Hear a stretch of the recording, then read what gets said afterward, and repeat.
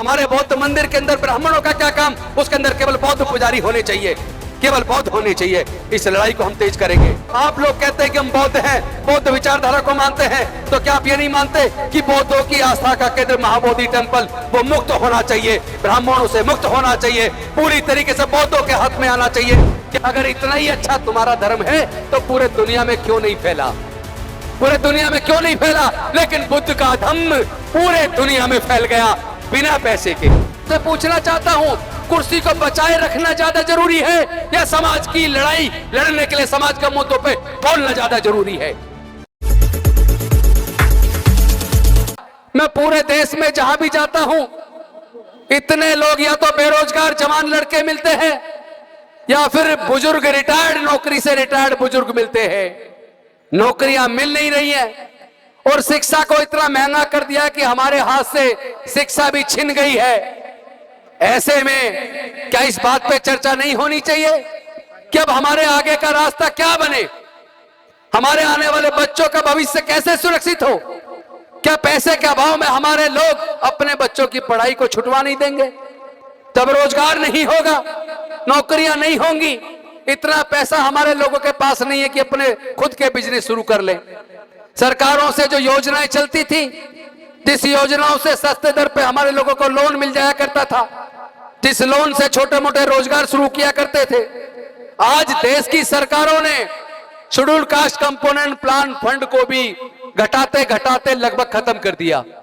Scheduled tribe सब plan का भी फंड लगातार घटाते घटाते खत्म कर दिया। यानी केवल आपकी नौकरियां खत्म नहीं की, शिक्षा महंगा करके केवल आपके बच्चों से शिक्षा नहीं छीनी, बल्कि जितनी भी योजनाएं सरकार के द्वारा चला करती थी, जो डॉक्टर बाबा साहब अम्बेडकर की कुर्बानी से बनी थी, जिसको हमारे बाबू जगजीवन राम जी और उनके बाद के नेताओं ने कहीं ना कहीं आगे बढ़ाया था, पिछले 30 सालों में सारी योजनाएं एक एक करके दम तोड़ती जा रही हैं और हमारे नेतागण चुप्पी साधे हुए हैं। और जो बोलते हैं उन्हें कुर्सी छोड़नी पड़ती है।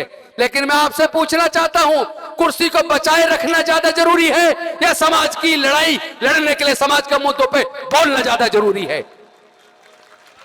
हमारे सामने विकल्प रखा कि तुमने बौद्ध धर्म की दीक्षा ली, 12,000 लोगों को बौद्ध बनाया, एक मंत्री रहते हुए तुमने ऐसा काम किया, अब तुम दो में से एक रास्ता चुन लो, या तो डॉक्टर बाबा साहब अम्बेडकर का रास्ता आगे बढ़ाओ, या तो डॉक्टर बाबा साहब अम्बेडकर की विचारधारा और बुद्ध की विचारधारा आगे बढ़ाओ, या फिर हमारे मंत्रिमंडल में मंत्री रहो। हमने कहा हम इस्तीफा भेज रहे हैं, हम डॉक्टर बाबा साहब अम्बेडकर का मिशन चलाएंगे।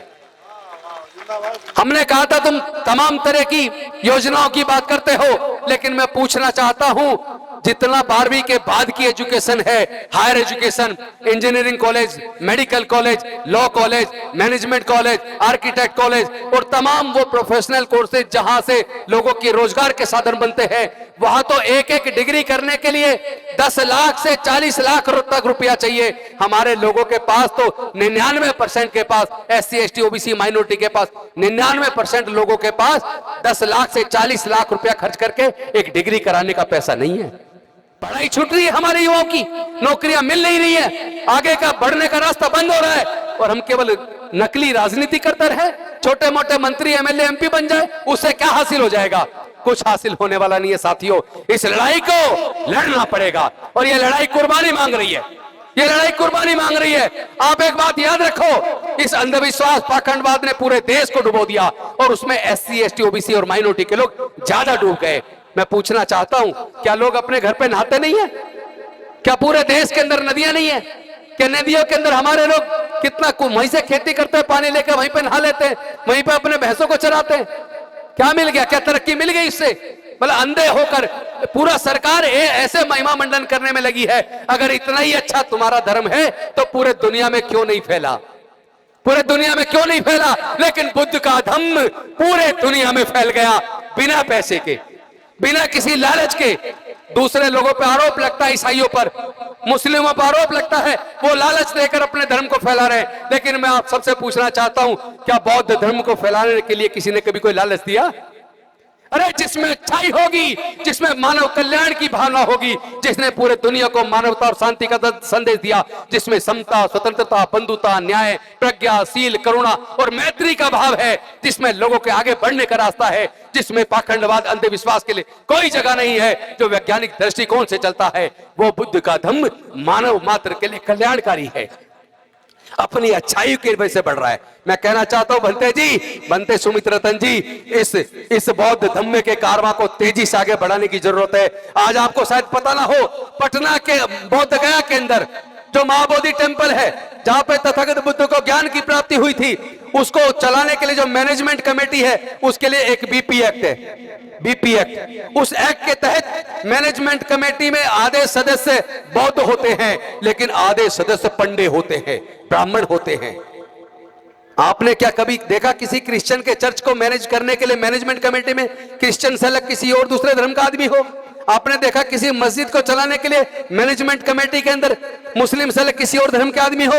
आपने कभी देखा किसी गुरुद्वारे के अंदर सिखों से अलग किसी दूसरे धर्म का आदमी मैनेजमेंट कमेटी में हो? आपने कभी देखा किसी हिंदू मंदिर के अंदर उसका संचालन करने के लिए किसी दूसरे धर्म के हो? तो फिर बौद्धों का आस्था का केंद्र, जहां तथागत बुद्ध को ज्ञान की प्राप्ति हुई, उस महाबोधि टेम्पल को चलाने के लिए मैनेजमेंट कमेटी में बौद्धों से अलग आधे हिंदू क्यों रखे?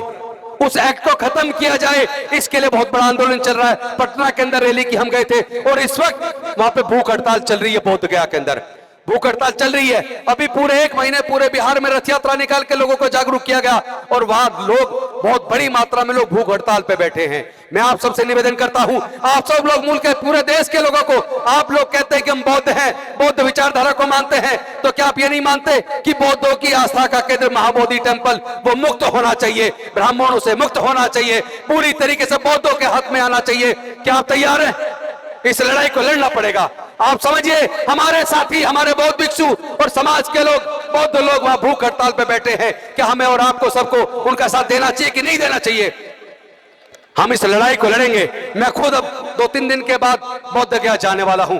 इस लड़ाई को तेज करेंगे। हम जानते हैं ये लड़ाई कुर्बानी मांग रही है, हम कुर्बानी देने के लिए तैयार हैं, लेकिन अपनी आस्था के, तुम्हारी आस्था आस्था है, हमारी आस्था की कोई कदर नहीं है। अरे आपने तो वो मस्जिद तोड़कर वहां जो मंदिर बनाया, पता नहीं कितने लोग मारे गए, पूरे देश में दंगे हुए। मतलब तुम्हारी आस्था आस्था है, हमारी आस्था आस्था नहीं है।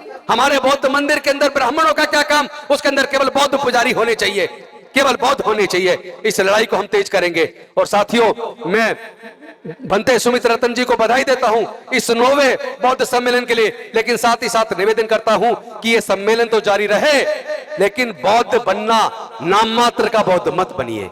22 प्रतिज्ञा लेने से, बौद्ध धर्म की दीक्षा लेने से काम नहीं चलेगा।